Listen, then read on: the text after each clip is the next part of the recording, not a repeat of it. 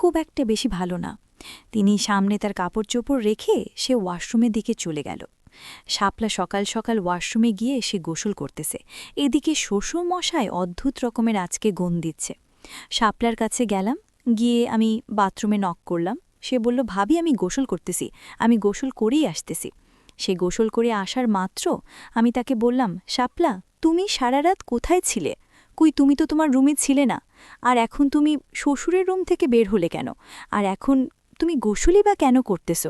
কই এই একটা মাস তো তোমাকে দেখলাম না গোসল করতে।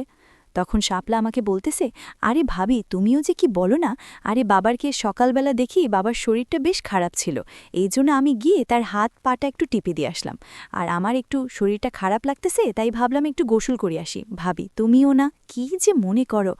কথা বলি আমার ননদিনী শাপলা সে চলে গেল। আমি কিছুই বুঝলাম না। গতকাল কি আমার শাশুড়ি তার ভাইয়ের অসুস্থতার কথা বলে সে বাড়ি থেকে চলে গেল, আর আজকে রাতে শ্বশুর আর শাপলা তারা বাপ এবং মেয়ে একসঙ্গে একই রুমে সারা রাত এক অদ্ভুত রকমের চিৎকার করল, আওয়াজ করল। তাদের চিৎকারের শব্দে আমি আর যেন কোনোভাবেই টিকতে পারলাম না। তারা সব কি বলতেছে? যাই হোক, আমাকে তাদের উপর কড়া নজর রাখতে হবে। কি হচ্ছে রাতারাতি?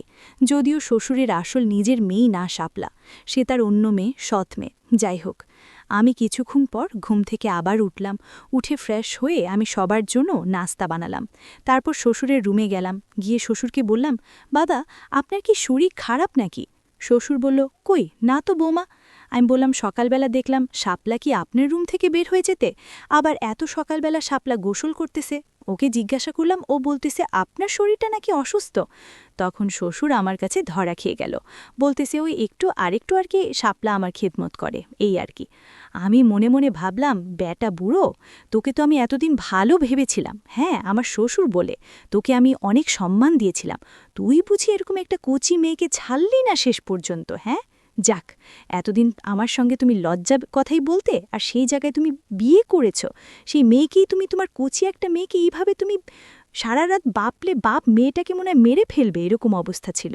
যাই হোক, বাবাও যেহেতু আমার কাছে কোনো কিছু স্বীকার করতে চাইতেছে না, আমি আর তাদের কাছে জোর করলাম না, আমিও চলে গেলাম। কিন্তু আমি দেখলাম সারাটা দিন শাপলার বাবা তারা বারবার রুমের দরজা বন্ধ করে দিচ্ছে। দরজা বন্ধ করে দিয়ে তারা এমন কি আচরণ করতেছে, আমি যেন তাদের মতিগতি কোনো কিছুই বুঝতেছিলাম না। এদিকে আজকে রাতেও দেখলাম বাবা শাপলা তারা একই রুমে সে অদ্ভুত রকম তাদেরকে বিয়ে দিয়েছি, আর আমার শাশুড়ি যদি তার মেয়েকে একে আমার শ্বশুরের কাছে রেখে যায় খেদমত করার জন্য, আর শ্বশুর যদি তার খেদমত করে, আর এতে যদি শাপটার কোনো দ্বিমত না থাকে, আমার আর কিছু করার নেই।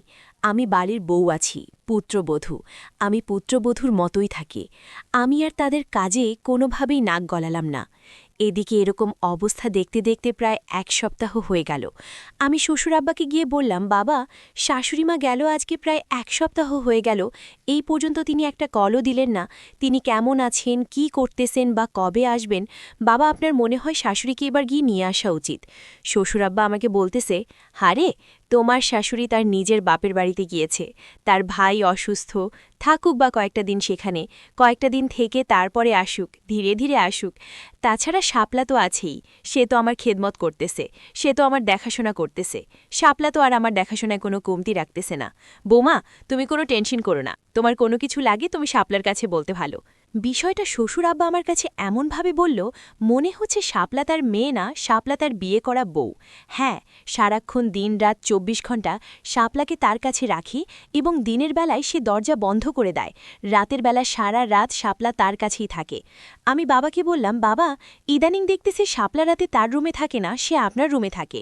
বাবা এটা কিন্তু ঠিক হচ্ছে না, শাপলা আজকে থেকে আমার কাছে থাকবে, আমি বললাম। তখন শাপলা বলতেছে, ভাবি এটা আপনি কি বলেন, দেখেন ভাইয়া বিদেশে থাকে, সে আপনাকে রাতে সারা রাত কল করে, ভাবি আমি আপনার কাছে থাকলে ভাইয়া ভিডিও কল দিতে লজ্জা পায়, আমি বরং একটা কাজ করি বাবার কাছেই থাকি।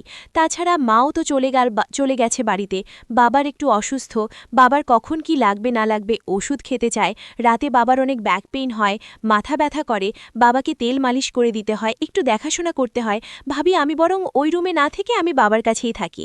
বাবার কাছে থাকলে মা যেহেতু নেই, আমি বাবার সেবা যত্ন করি।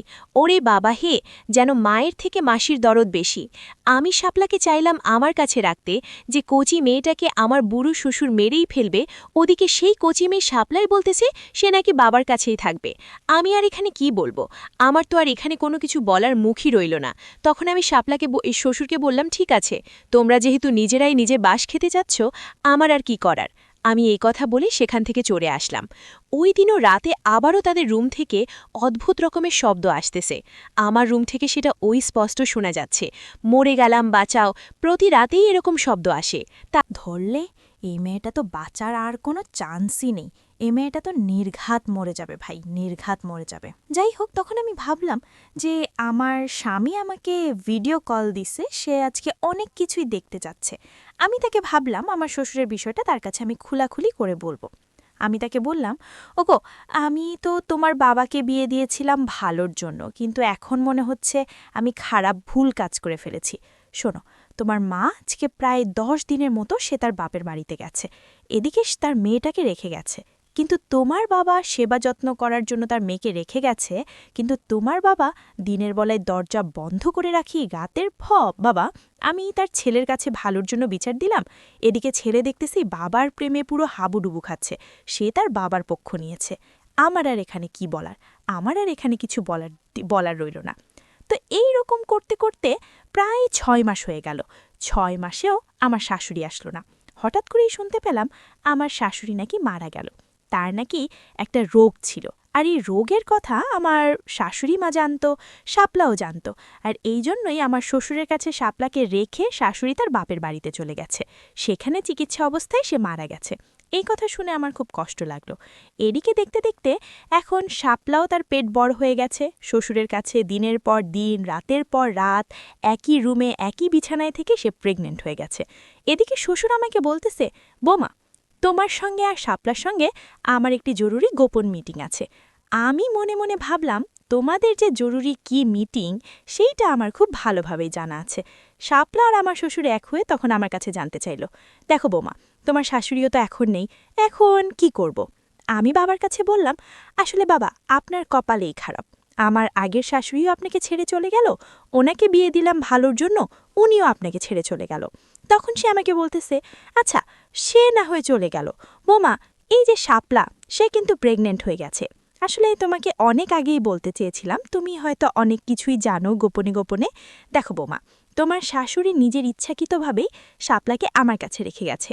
তাছাড়া শাপলাও সে আগে একটা রিলেশন করেছিল, আসলে তার পেটে বাচ্চা ছিল, কিন্তু এই পর্যায়ে তাকে আসলে কেউ বিয়ে করতে চাইতেছিল না, এই জন্য শাপলা আমার কাছে তোমার শাশুড়ি রেখে গিয়েছিল, আর আমি ভেবেছিলাম শাপলাকে আমি বিয়ে করব।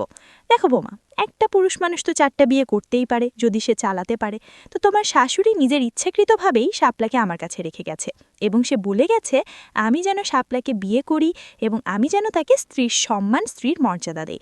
তো তোমার শাশুড়ি বেঁচে থাকা অবস্থায় আমিও তাকে বিয়ে করতে পারিনি, এখন যেহেতু সে মরে গেছে তো আমি চাই শাপলাকে বিয়ে করতে। বোমা, তুমি বিয়ের সমস্ত বন্ধ। তাছাড়া শাপলা তো প্রেগনেন্ট হয়ে গেছে, আশেপাশের লোকজন, সমাজের লোকজন যদি জেনে যায় তাহলে বিষয়টা আসলে খুব খারাপ হবে। তখন অনেকেই আমার চরিত্র নিয়ে প্রশ্ন তুলবে। তাছাড়া আমি একজন স্কুল মাস্টার, প্রাইমারি স্কুলের, অনেকেই বিষয়টা অনেক বাজেভাবে, বাজে চোখে দেখবে। আমি তখন ভাবলাম, আচ্ছা, তার মানে এতদিন শাপলা আর আমার শ্বশুর এই কারণে তারা একই রুমে থেকেছে। আচ্ছা, তখন আমি আর কি বলবো, কাজী ডেকে এনে বাসায় শাপলার শ্বশুরকে বিয়ে দিলাম, যাতে করে সমাজের মানুষ কেউ কোনো কিছু বলতে না পারে। এদিকে আমি বিছানায় শুয়ে শুয়ে ভাবতেছি যে আমার শ্বশুর, কচি মেয়ে শাপলা, তারা একে অন্যকে ঠিকই তো ভোগ করতেছে। আমার শ্বশুর পাতার মতো শরীর, কচি মেয়েটাকে দিনের পর দিন সে ভোগ করে মেরেই ফেলল। আর আমার শ্বশুর যখন শাপলাকে ধরে, শাপলা তখন সহ্য করতে পারে না, চিৎকার চেঁচামেচি করে বাঁচাও, মরে দিলাম। মেয়েটা খুব কষ্ট পায় আমি বুঝলাম, তবে কষ্টের মাঝেই তো সুখ আছে। এদিকে আমার স্বামী থাকে বিদেশে, বেচারা আমার মতো এরকম একটা সুন্দরী বউ রেখে সে চলে গেছে বিদেশে। আমি দিনের পর দিন, রাতের পর রাত এইভাবে স্বামী ছাড়া থাকতেছি। আমার বিছানা যেন একেবারেই আমাকে অভিশাপ দিচ্ছে। আমি হয়তো ভেবেছিলাম যে শ্বশুর মশাই হয়তো আমাকে কোনো কিছু বলবে,